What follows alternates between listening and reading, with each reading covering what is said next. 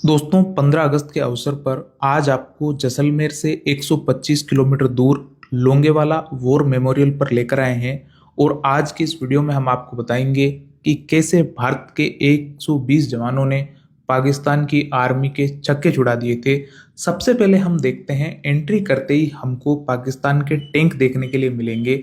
तो ये वो टैंक है जो इस युद्ध में हमने कैप्चर कर लिए थे। इन टैंकों को हमने बिल्कुल तहस नहस तबाह कर दिया था।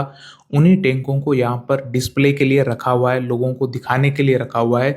इस तरीके के टैंक आपको भारत की बहुत सारी सिटी में जो चौराहे होते हैं वहाँ पर आपको देखने के लिए मिल जाएंगे। और इसमें आप देखेंगे खास तरीके से हमने पाकिस्तान के झंडे को भी उल्टा लगा के रखा हुआ है। अब हम बात करते हैं और चलते चलते देखते हैं यहाँ पर जो बंकर बनाए हुए हैं जो हमने काम में लिए थे 1971 के युद्ध में।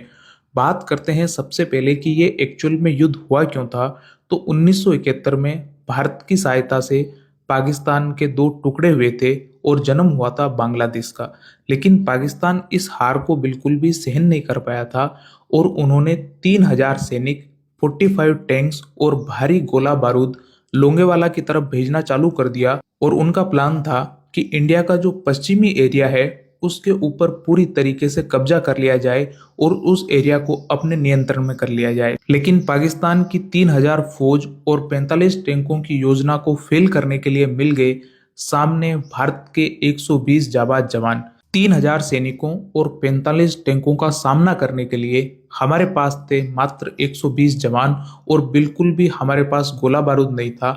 इसके बावजूद हमारी तरफ से केवल 2 जवान शहीद हुए और पाकिस्तान के 200 सैनिकों को हमने ठिकाने लगाया 3 दिन के युद्ध में। 3 दिनों के युद्ध के बाद इंडियन एयरफोर्स के जवानों ने मोर्चा संभाला और एयरफोर्स ने 45 टैंकों को बिल्कुल तहस नहस कर दिया। इस तरीके के खास बंकर बनाए हुए थे जिसमें हमारे जवानों ने 3 दिन तक युद्ध लड़ा था।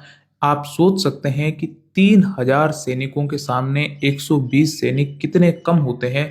और वो भी भारी गोला बारूद के साथ आए थे, पूरी एक प्लानिंग के तहत आए थे। उसके बावजूद हमारे जवानों ने छक्के छुड़ा दिए थे पाकिस्तान के और पाकिस्तान को उल्टे मुंह लौटना पड़ा था। खास बात मैं आपको और बताता चलूं, सेकेंड वर्ल्ड वॉर के बाद 45 टैंक्स को तबाह करना सबसे बड़ा युद्ध था।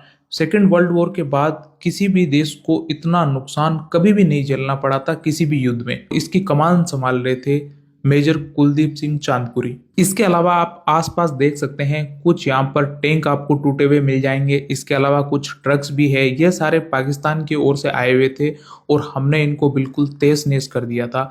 और इस तरीके के यहाँ पर आपको बहुत सारे बंकर देखने के लिए मिल जाएंगे। जब भी आप जैसलमेर आए तो लोंगेवाला वॉर मेमोरियल जरूर आए।